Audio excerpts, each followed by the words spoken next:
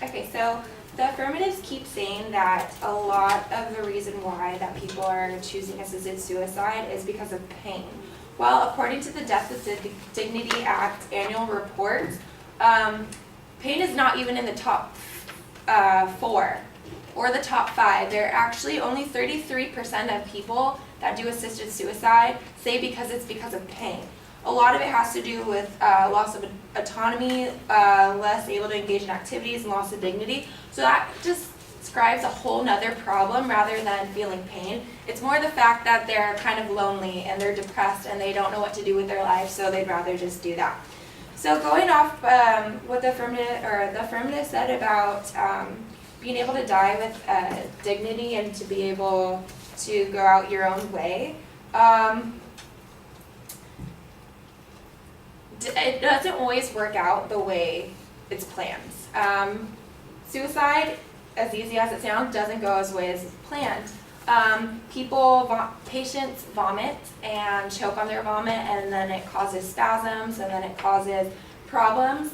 According to Written in 4 Myths About Doctor-Assisted Suicide by Ezekiel Emanuel in the New York Times, he says that patients in the Dutch study vomited up their medications in 7% of the cases. In 50% of the cases, patients either did not die or took very long to die, hours, even days. And in 18%, doctors had to intervene to administer a lethal medication themselves, converting a physician's assisted suicide into euthanasia. So euthanasia, just to let you know, is illegal in the United States. It's when a physician gives you a lethal injection to kill you. So it just shows that there's a lot of problems that could happen.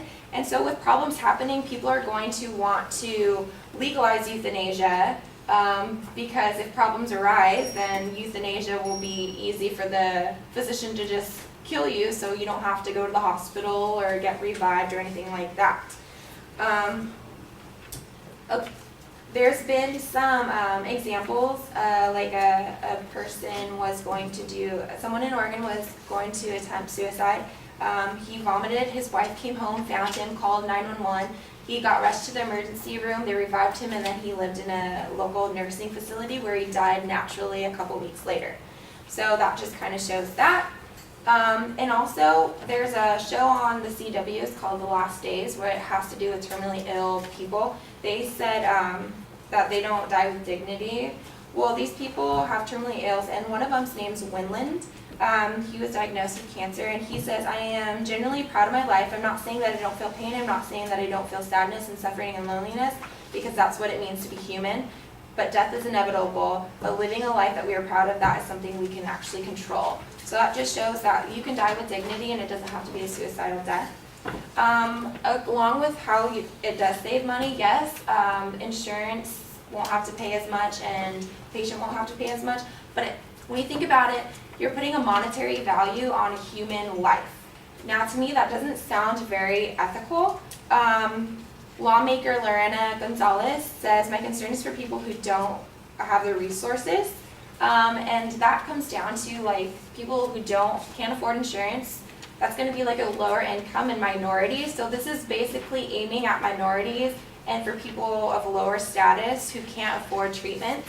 So it benefits more of the high income because they can choose, where people with lower income actually can't choose. And so that's why it shouldn't work out.